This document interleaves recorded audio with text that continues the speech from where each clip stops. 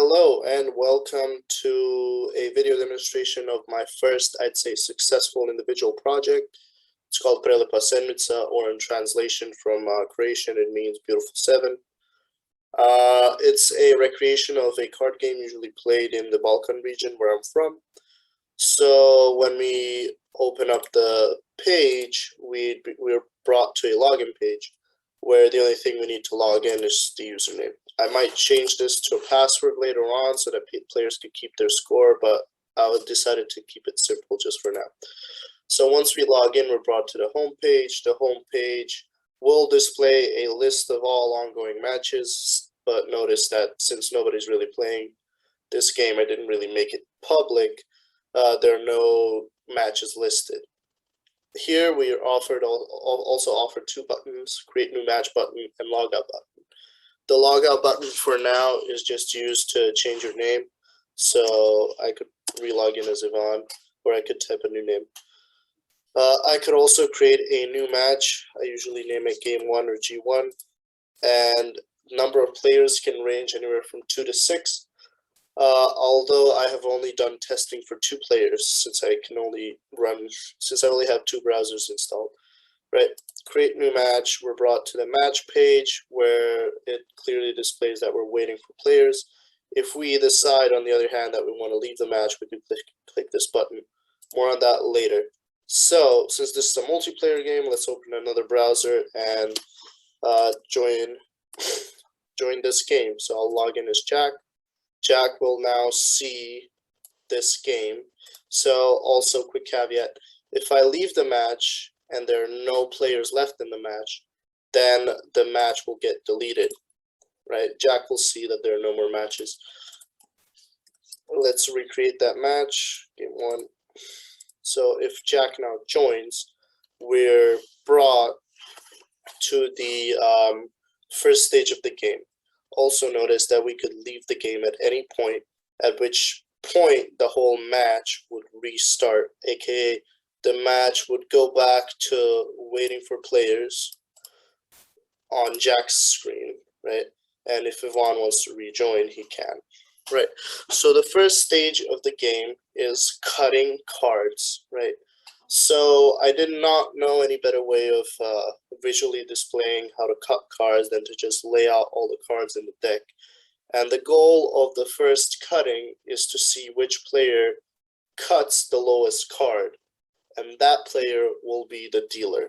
In the case that 2 players cut the lowest cards, then the cutting will happen once again, right? So here Jack cuts a Jack, Ivan cuts an ace, and the ordering of the cards is a bit different. So we have a range of cards from 7 to king, including the ace. However, the value of the ace is between the 10 and the Jack. So therefore, the ace is the lowest card, and in this case, Jack will go first. So whoever goes first will cut the deck again, and this time this player is looking for a 7. If they manage to cut a 7, they get to keep it in their hand. In this case, Jack did not manage it, so he cut an 8. So the match will resume as default. So in the main game view, we have several components. So these are our cards. We usually have 4 cards in our hand. We can only have less cards in our hand if there are not enough cards in the deck to deal each player the cards. Also, notice how Jack is highlighted. This is because it is Jack's turn. And also notice how Jack has a check mark. This check mark indicates which player is a favorite to win the pot. So here's the pot area, and since Jack also goes first, he'll place any card, for example, a king. Now, in order for Ivan to be a favorite to win this pot, he must match the king, or the bottom card, with another king or a 7. Since Ivan does not have any of those cards, it is back to Jack's turn, and Jack gets an option, since he is the starting player, either to yield this pot to the player who's gonna win it, in this case it's Jack, or he can continue matching the bottom card with either a king or a 7. So in this case, Jack decides to match the bottom card again with a king. Ivan's forced to play a queen. It's back to Jack's turn. Jack cannot continue either with a 9 or a 10, and he was forced to yield.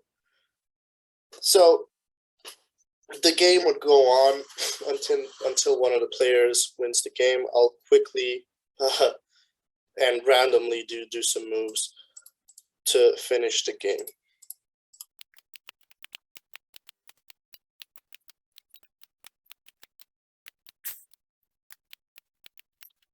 Upon finishing the game, the match will then, the server would then count how many points each player won in this game, and whoever won the lowest amount of points in real life would be the dealer, and the player right after him would be the player that would go first and cut the deck again. The goal of the game is to earn 41 points in total over multiple games, and the points that count are cards of value 10 or an ace.